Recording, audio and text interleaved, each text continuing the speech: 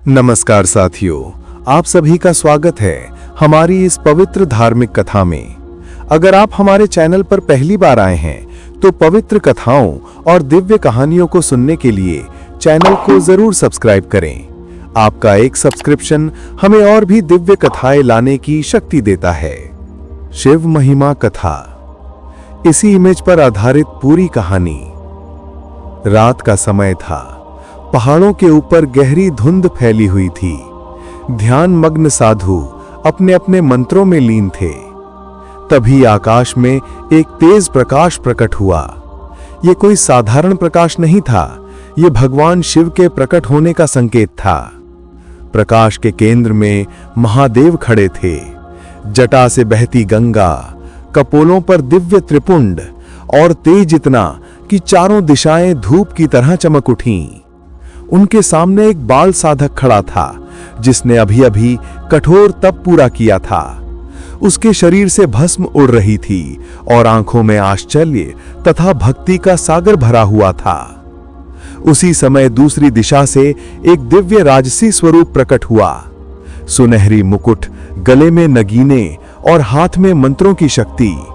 उसका चेहरा गंभीर था, जैसे किसी बड़े धर्म संकट का संदेश लेकर आया हो। महादेव ने शांत स्वर में कहा, वत्स, तुमने अपनी भक्ति से मुझे प्रसन्न किया है।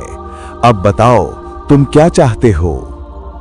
बाल साधक भाव विभोर होकर बोला, भोलेनाथ, मैं केवल इतना चाहता हूं कि आपके ज्ञान और आपकी कृपा का प्रकाश संसार में फैले।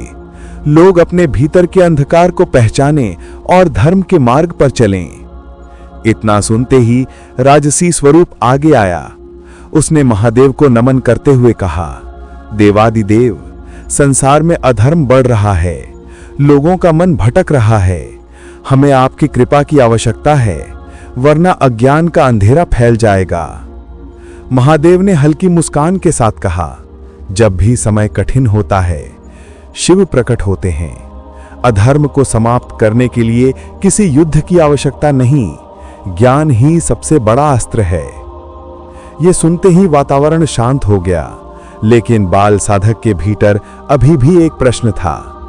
उसने महादेव से पूछा, भोलेनाथ, अगर ज्ञान ही सबसे बड़ा अस्त्र है तो लोग क्यों भटकते हैं?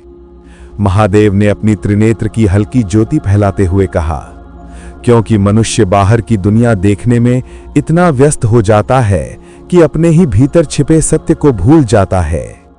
जो भीतर है वही असल शक्ति है, और जो मुझे पहचान लेता है वो खुद को पहचान लेता है। राजसी स्वरूप ने गहरी सांस लेकर कहा, तो प्रभु, क्या हमें भी ये ज्ञान संसार को देने का आशीर्वाद मिलेगा? महादेव ने त्रिशूल उठाकर कहा, जाओ और मेरी महिमा का प्रकाश फैलाओ। जो मेरे नाम को सच्चे मन से स्मरण करेगा, उसके सारे भय, दुख और भ्रम दूर हो जाएंगे। इतना कहते ही महादेव का तेज आकाश में फैलने लगा। पर्वत गूंज उठे और दोनों, बाल साधक और राजसी स्वरूप, शिव के आदेश को लेकर धरा की ओर उतरने लगी। और तभी आकाश में एक दिव्य स्वर गूंजा, हर हर महादेव, शिव ही सत्य है, शिव ही अनंत है। कथा समाप्त। अगर आपको ये पवित्र शिव महिमा कथा पसंद आई हो तो कृपया चैनल को सब्सक्राइब जरूर करें। आपका साथ हमें और भी दिव्य कहानियां लाने की प्रेरणा देता है। पंडित साधन शर्मा द्वारा प्रस्तुत। हर हर महादेव।